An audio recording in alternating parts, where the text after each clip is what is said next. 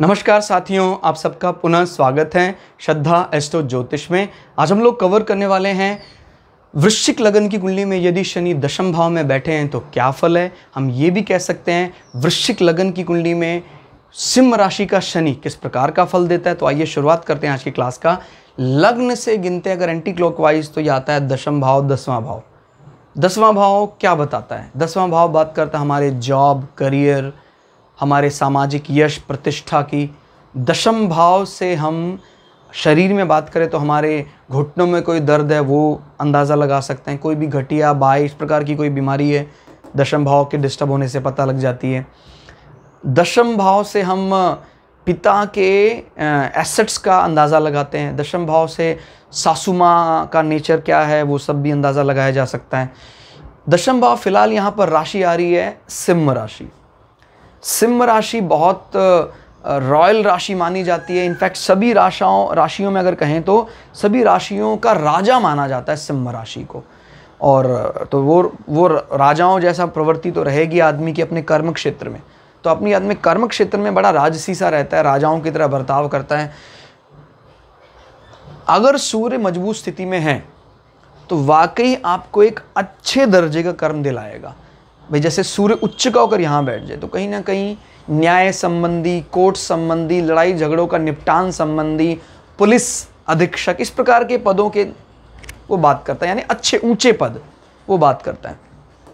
Clear होगा? ये एक अच्छे सरकारी प्रतिष्ठित पद की बात करता है। अगर सरकारी नहीं भी है तो भी ऐसा पद होगा जहाँ प्रतिष्ठा अच्छी होगी।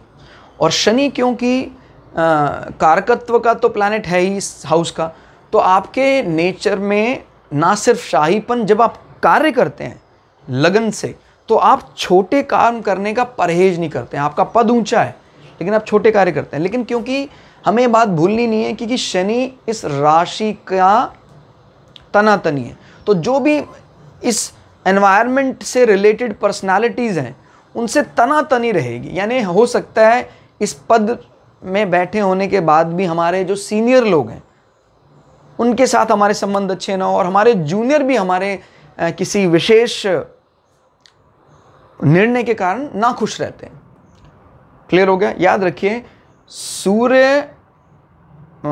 शनि सूर्य को शत्रु मानते हैं और राशि का स्वभाव भी शनि को बिल्कुल पसंद नहीं है। अभी कारकत्व का सपोर्ट है इसलिए वर्सेटाइल हो जाता है आपका कार्य करने का नेचर।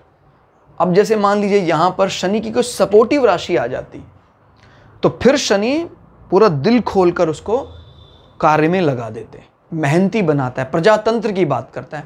अभी प्रजातंत्र का जो कारक है उसको हम ऐसे राशि में बिठा रहे हैं जो मुख्य रूप से राजतंत्र की बात करता है, तो एक प्रकार का विरोधाभास आता है। क्लियर होगा? तो कई बार ऐसा लगता है कि जैसे जो व्यक्ति हैं, क्योंकि इसका नंबर तो 5 नंबर से तय होगा, ये मुख्य रूप से राजतंत्र की यानी एक अधिकार की बात करने वाला व्यक्ति है, उसको रोका जाता है उसके सीनियर और उसके जूनियर के द्वारा कि ये राजतंत्र नहीं है, ये प्रजातंत्र है, डेमोक्रेटिक सिस्टम है।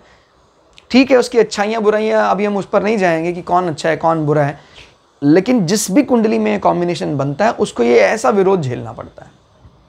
क्लियर? अब हम बात करते हैं क्या वो इसके बल को बढ़ा सकता है कि नहीं बढ़ा सकता है। मैंने बताया ना, आपके जो फिजिकल रिलेशनशिप्स हैं उनको तो ये कमज़ोरी करेगा। हाँ, कोई इससे संबंधित मटेरियल गेन है उसको बढ़ा सकता है। तो यहाँ से गिनते हैं 1 2 3 4 5 6 7 8। आपके कम्युनिकेशन का स्वामी आपके कर्म क्षेत्र में बैठा हुआ है, यानी ऐड ऑन करने का प्रयास जरूर करेगा, लेकिन उस कम्युनिकेशन से फ़ायदा कम नुकसान ज़्यादा दिखाई देता है। ये विरोध है, जो विरोध शनि को सहना होगा। ये कह सकते हैं इस राशि को सहना होगा। दोनों इनफैक्ट दोनों ही परेशान हो जाते हैं। फिर ये राशि भी सोचती है यार इसको यहीं क्यों आना था, शनि भी सोचता है कोई और सेटिंग एरिया मिल जाता तो ठीक था।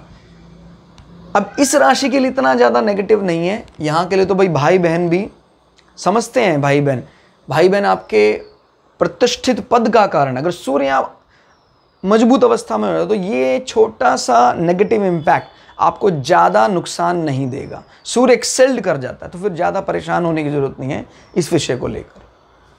क्लियर होगा? यह सूर्य यहाँ बैठ जाता है तभी भी ज़्यादा परेशान होने की ज़रूरत नहीं है। अथॉरिटी के साथ जरूर तनातनी रहेगी, लेकिन जब मैंने बोला ना इस हाउस का जो रिजल्ट है वो तो उस नंबर के पास रिजल्ट है, तो काहे की टेंशन। क्लियर हो गया? वो थोड़ा सा ध्यान है। हाँ, सूर्य डिस्टर्ब हो जाए, सूर्य यहाँ चला जाए, फिर हालत नाजुक हो जाएगी।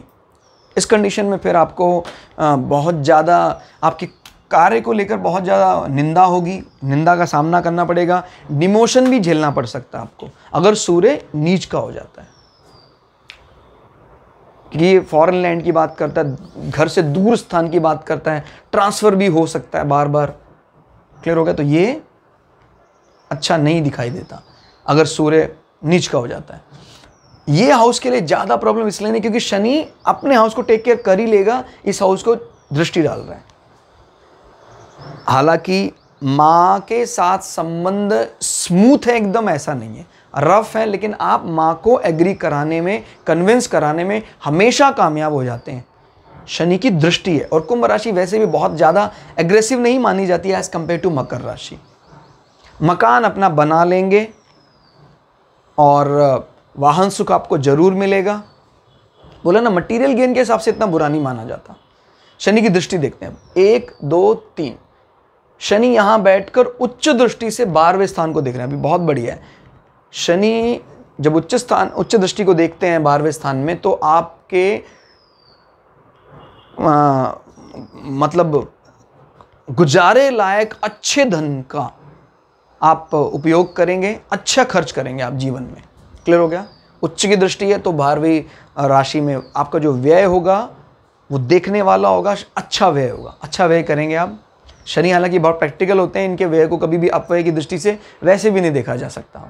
उच्च की दृष्टि में तो बहुत ज़्यादा कैलकुलेटिव व्यय होता है। मतलब ये लोग अगर 10 लाख खर्च करते हैं तो दूसरा उस 10 लाख में जो सामान दूसरे को वो 10 लाख की बजाय 15 या 20 लाख रुपए में मिलेगा। इतने ज़्यादा प्रैक्टिकल लोग होते हैं शनि वाले। और शनि की 7वीं दृष्टि हम ऑलरेडी डिस्कस कर चुके हैं। 10वीं दृष्टि से शनि आपके प्रेम संबंधों को देख रहा है। शुक्र मजबूत अवस्था में होना चाहिए, शुक्र उच्च का होना चाहिए, शुक्र स्वग्रही होना चाहिए, अदरवाइज विवाह को थोड़ा एक्सटेंड कर सकता है, बस इतना ही है। कोई वैसी समस्या पैदा नहीं करेगा शनि, क्योंकि शनि मित्र राशि को देख रहा है। क्लियर हो गया? शुक्र इनके मित्र हैं तो ज़्यादा प्रैक्टिकली बनाएगा। जो उनके पार्टनर हैं उनको थोड़ा सांवला कर सकता है शनि यहाँ बैठकर, लेकिन ज़्यादा परेशान होने की ज़रूरत नहीं है। रूप सौंदर्य में शुक्र की महारत है। शुक्र का नंबर ही आना बहुत अच्छी बात है, और वो भी 2 नंबर आना बहुत अच्छी बात है। ये तो बिल्कुल ही प्रेम की बात करता है सिर्फ। इनफैक्ट डिप्लोमेसी में तो फिर भी ये कमज़ोर है, इस मामले में थोड़ा ज़्यादा अच्छा है शुक्र की तुला राशि, लेकिन प्रेम में तो भरा पड़ा है 2 नंबर। कुटुंब का कारक है काल पुरुष की कुंडली में, तो आपका जो पार्टनर होगा डेफिनेटली प्रेम संबंधों को बढ़ाने वाला, उनकी इज्जत करने वाला होगा। तो ये था शनि का 10वें भाव में फल। क्लास आपको कैसी लगी कमेंट करके ज़रूर बताइएगा। मिलते हैं अगली क्लास में, तब तक के लिए जय श्री भगु पराशरा, जय श्री शुक्राचार्य, नमस्कार।